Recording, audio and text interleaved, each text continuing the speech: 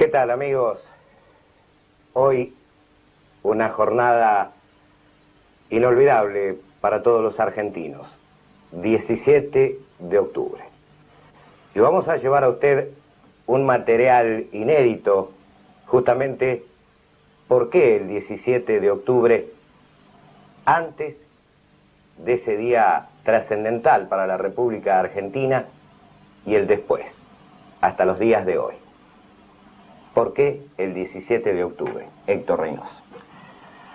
El 17 de octubre es el momento en que la historia política del país cambia por una serie de hechos que vienen aconteciendo a lo largo del siglo hasta esa fecha. La Primera Guerra Mundial, la vivencia de la Segunda Guerra Mundial, Europa con un panorama político totalmente diferente al de América Latina, y país satélite por excelencia, la República Argentina, que siempre marcó una especie de ejemplo para el resto de los países de América Latina. Ese año fue un año crucial, pero vamos a, yo diría, a tener imagen y sonido sobre cómo es que aconteció el 17 de octubre y cómo se llega a este 17 de octubre. Cómo era el país entonces, cómo vivía el trabajador en aquel entonces, cómo llega Perón de pronto a estar inserto en el gobierno. No llega a presidente de un día para el otro. Hay todo un proceso de cambios históricos en la política argentina que lo llevan a la presidencia de la nación. Pero sin pérdida de tiempo, yo te propongo, Luis, que vayamos directamente a las imágenes que son previas al 17 de octubre y por qué se llega a esa fecha. Las imágenes. Un nuevo poder político, el de las Fuerzas Armadas, como institución, casi como partido autónomo, se consolidaba. La población, cansada del fraude y de la corrupción, apoyó a los sublevados. Hasta hubo militantes radicales que creyeron que su partido volvía al poder.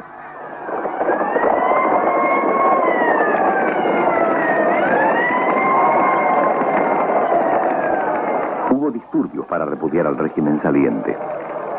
En la Plaza de Mayo fueron quemados 12 colectivos pertenecientes a la Corporación de Transporte, odioso símbolo de la entrega a los intereses extranjeros.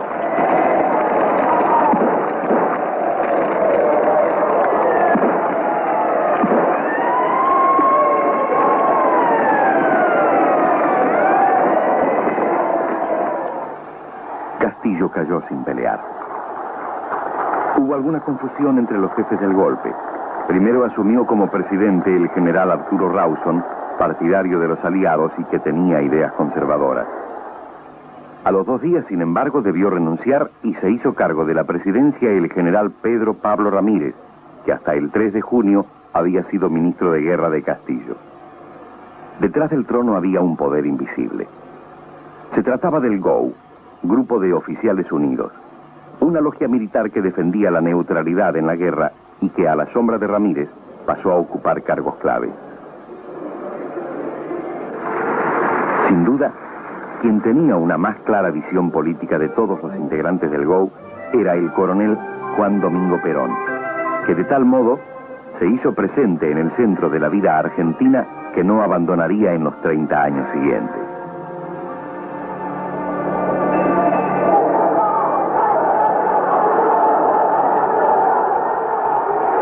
Perón gradualmente ascendió en la estructura del poder.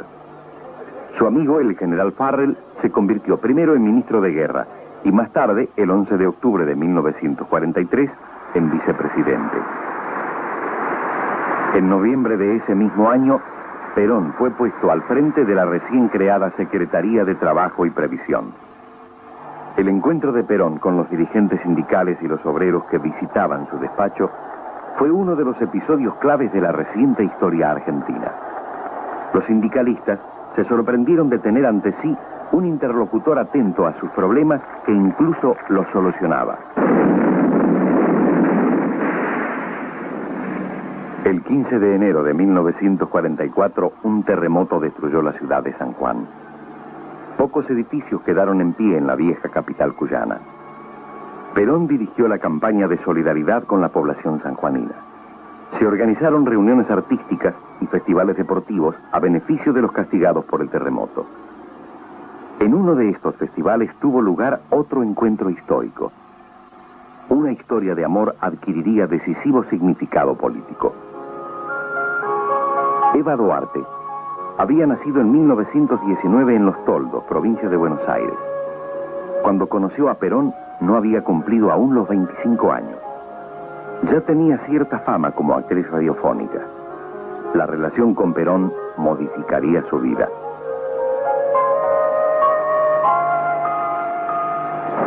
En los campos de batalla ya se presentía la derrota del nazismo. Frente a la presión de los Estados Unidos, la posición neutralista de la Argentina se hizo insostenible. Sin demasiado entusiasmo, el 26 de enero de 1944, el gobierno militar rompió relaciones con los países del eje.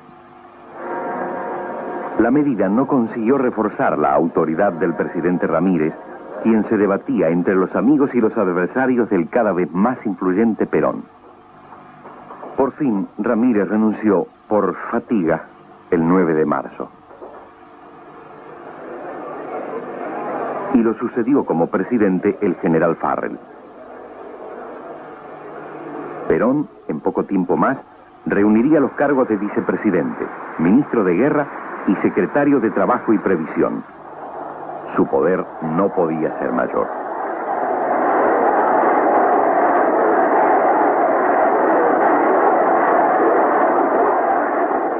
Perón hizo promulgar leyes que marcaron un auténtico avance en la situación de los trabajadores. La jubilación se extendió a todos ellos. Se pusieron en marcha programas de seguridad social, viviendas y salud.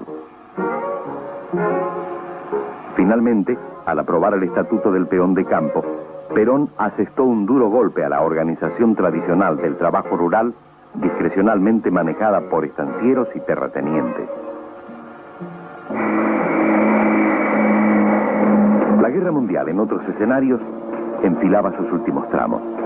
No quedaba ya lugar para las actitudes ambiguas.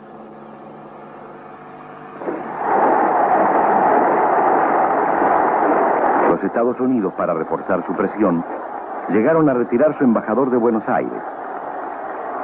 Farrell cedió. Declaró algo tardíamente la guerra al eje y firmó el Acta de Chapultepec, por la que se establecía un nuevo sistema interamericano dominado por los hermanos del norte. Solo entonces los norteamericanos se avinieron a designar un nuevo embajador. El enviado se llamaba Sprill Braden y se especializaba en distinguir los demócratas de los nazifascistas. El 7 de mayo de 1945, Alemania se rindió incondicionalmente a las fuerzas aliadas.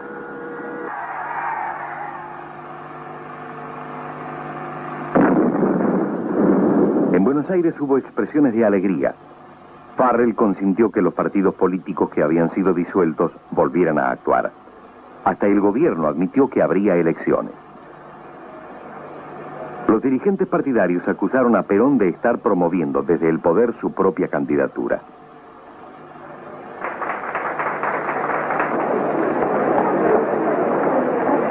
El 19 de septiembre, la oposición organizó una marcha de la Constitución y la Libertad. Los manifestantes desfilaron encabezados por sus líderes políticos y, aunque parezca mentira, por el embajador norteamericano Braden. Poco después, la crisis se precipitó. Los militares que se oponían a Perón formularon un duro planteo. El 9 de octubre, Perón se vio obligado a renunciar a todos sus cargos. El 13 fue arrestado en su domicilio y llevado a la isla de Martín García, pero el presidente Farrell ordenó, 2 días después, traerlo de vuelta a Buenos Aires para que fuese internado en el hospital militar. A las 2 de la madrugada del 17 de octubre de 1945, Perón ingresó en el hospital. La jornada iba a dividir en dos la vida argentina, antes y después del 17 de octubre. Grupos cada vez más nutridos que provenían de los barrios obreros y del cinturón industrial comenzaron a fluir hacia la Plaza de Mayo. La plaza se fue llenando con esas masas oscuras y olvidadas. Se mojaron, es cierto, los pies en las fuentes del paseo, pero no porque fueran el aluvión zoológico de que habló un político opositor a Perón, sino porque venían a dar testimonio de su presencia y a proclamar que ya no podrían ser excluidos de la vida del país. Pidieron a gritos la presencia de Perón. Finalmente se decidió ir a buscar a Perón al hospital militar.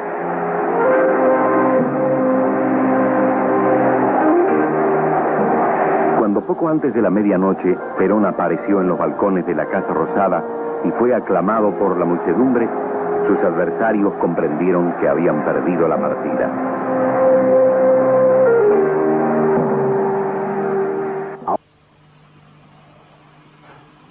Después de esta fecha, uno puede llegar a pensar, lo que dicen muchos historiadores, que el fenómeno de la historia, la dinámica que tiene la historia es muy cambiante.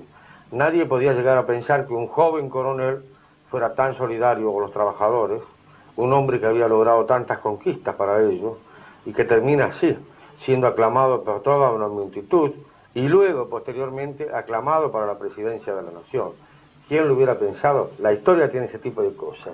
Como lo decía Osvaldo Bayer en una oportunidad, la historia es totalmente dinámica, no tiene un parate en ningún momento.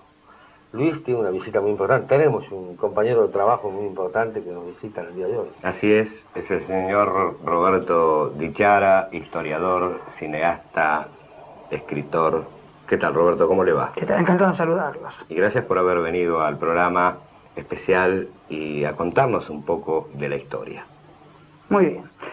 Bueno, un poco de esta historia está relacionada que allá por los años 67-68 sabíamos que se iba a destruir parte de la colección de un diario de Avellaneda que se llamó La Opinión, fue un diario muy importante en la época, y sobre todo se iba a destruir los años que tenía que ver con la época de Juan Domingo Perón.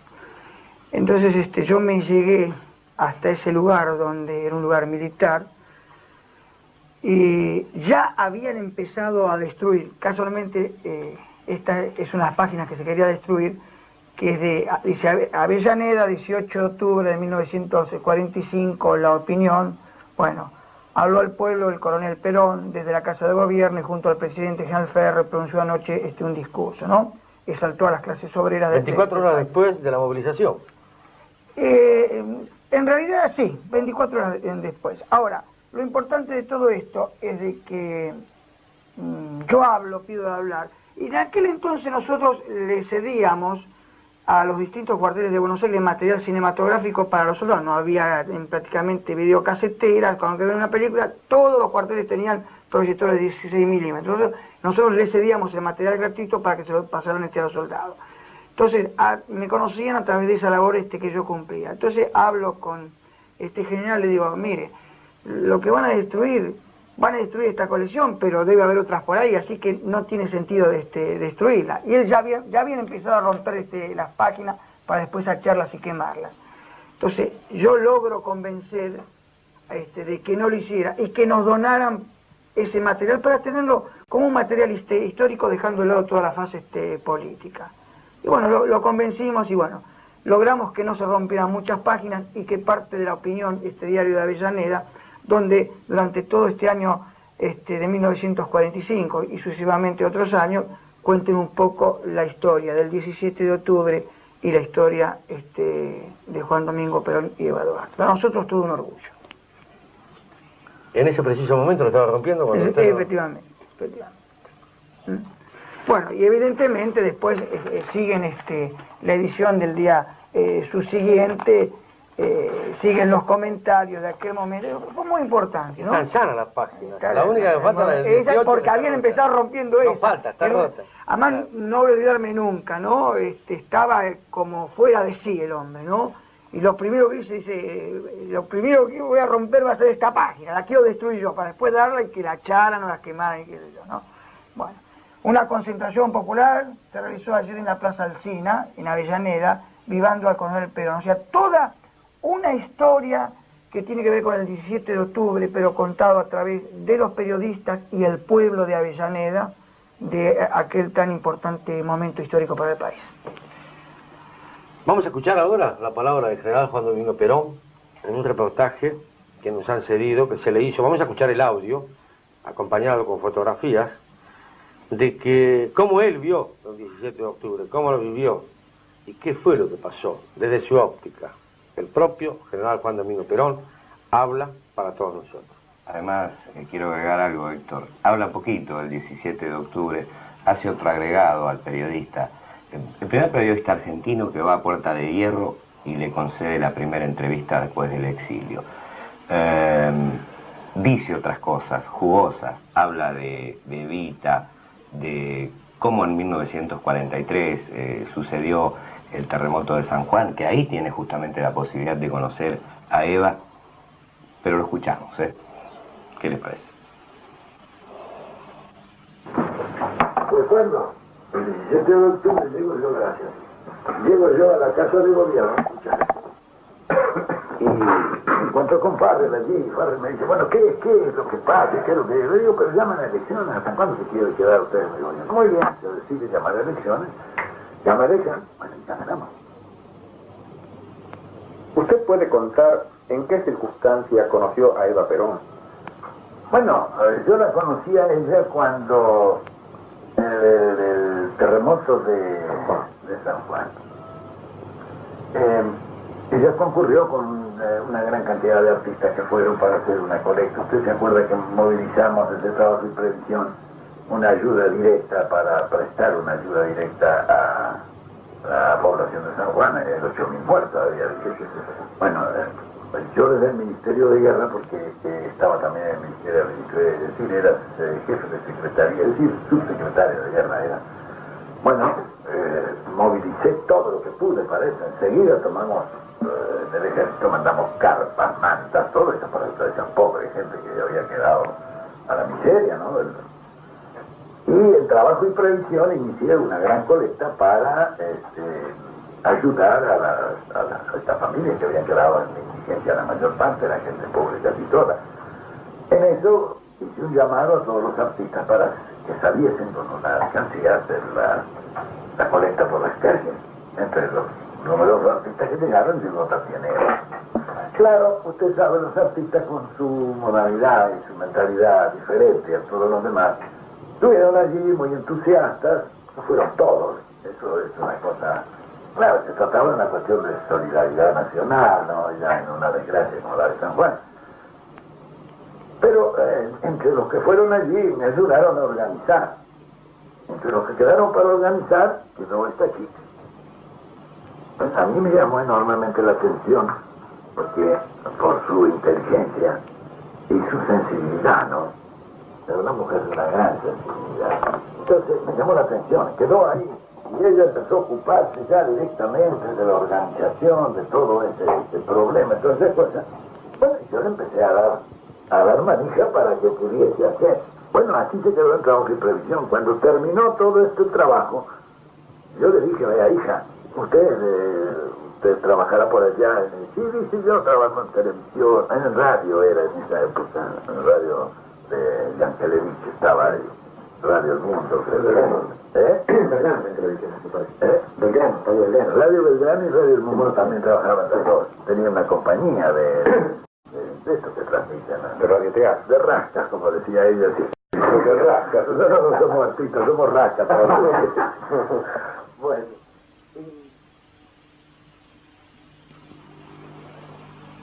Así escuchábamos la palabra del general Juan Domingo Perón hablando del exilio, refiriéndose justamente al día 17 de octubre y también recordando a María Eva Duarte de Perón. Ahora vamos a escuchar, Héctor, a uno de los tantos intendentes de la provincia de Buenos Aires, es justamente Julio César Pereira. Dice lo siguiente en cuanto al 17 de octubre. 17 de octubre y hoy nos encontramos con el intendente de Florencio Varela, Julio César Pereira. Este 17 de octubre, ¿tiene algo de particular, intendente? Sí, todos los 17 de octubre son particulares y creo que es más allá de la particularidad, es una oportunidad para revalidar la lealtad que tengamos con nuestros principios, la lealtad que tengamos con nuestros objetivos y la lealtad que tengamos a aquellos que tenemos la responsabilidad de conducir algo, de tener nuevamente una ratificación de lealtad a lo que representamos, que es nuestro pueblo. Creo que es más que una oportunidad, una ratificación de las lealtades que todos tenemos que mantener, profundizar y explayarnos en las actividades que desarrollemos. Se encontrará en el 2000 unido o roto el Movimiento Nacional Justicialista. Yo creo que vamos a estar unidos, creo que la dirigencia justicialista va creciendo en capacidad y estos últimos golpes que ha recibido de las oposiciones unificadas, como las viejas uniones democráticas, tiene que ver como que el justicialismo con pantalones largos y con una decisión firme, siendo los responsables de todas las transformaciones que ha tenido la República Argentina desde sus inicios.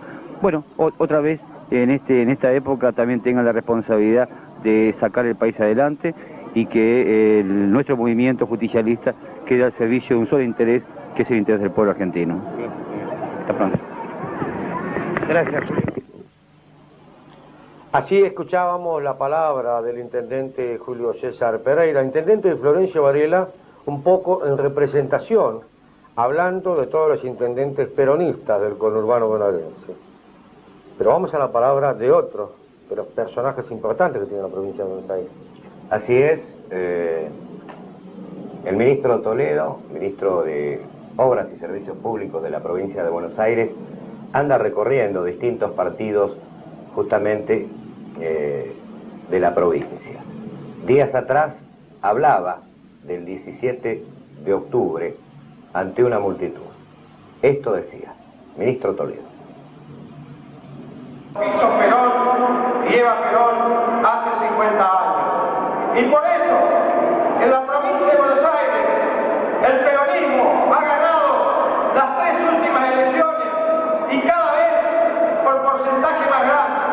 La última, el gobernador ganó por el 60%, o sea que lo votaron los peronistas y los no peronistas, porque gobiernan más allá del peronismo, gobiernan hasta el pueblo de la provincia de Buenos Aires. Señores, los compañeros militantes, hablar de la unidad del peronismo. Y estoy totalmente de acuerdo. Pero unidad no significa amontonar. Y la democracia dentro del partido es buena. No le tenemos que tener miedo. Porque la democracia significa que cuando vamos a elecciones internas van a ganar los más honestos, los más trabajadores y los más capaces. Si no hay elecciones internas, el peronismo no se puede depurar. Y en consecuencia, vamos a ir a elecciones internas el año que viene. Y no tengo ninguna duda. Y no tengo ninguna duda. Somos con el compañero diputado nacional Pierre, responsable con 16 delegados que han nombrado las 8 sesiones electorales. Y no tengan ninguna duda que con el apoyo de los militantes de la Liga Federal vamos a ganar en las 8 sesiones electorales la Liga Federal.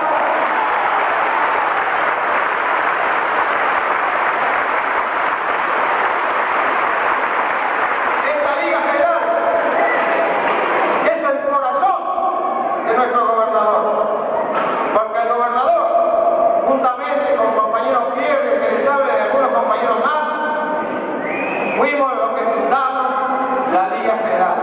A lo largo de nuestra provincia, que todos los días hacen algo anónimamente, reitero, porque no tienen la posibilidad como tenemos nosotros dirigentes de salir por televisión o por radio.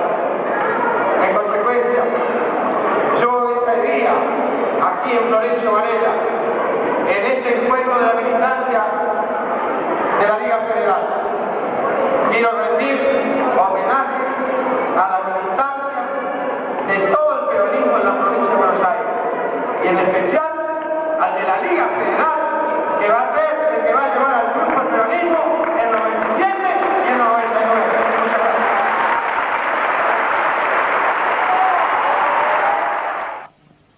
Y para cerrar en este este programa especial del 17 de octubre, a mí me queda una reflexión, Héctor. Ruego que los argentinos nos volvamos a unir como ocurrió en 1947, que fue a partir justamente de un 17 de octubre, donde la historia hasta estos días ha cambiado. Esperamos de aquellos que gobiernan, y justamente que en su mayoría son peronistas y sacan las banderas de la justicia social que enarboló Eva Perón y Juan Domingo Perón, hoy, a puertas del 2000, se vuelvan a hacer realidad. Hasta pronto por mi parte.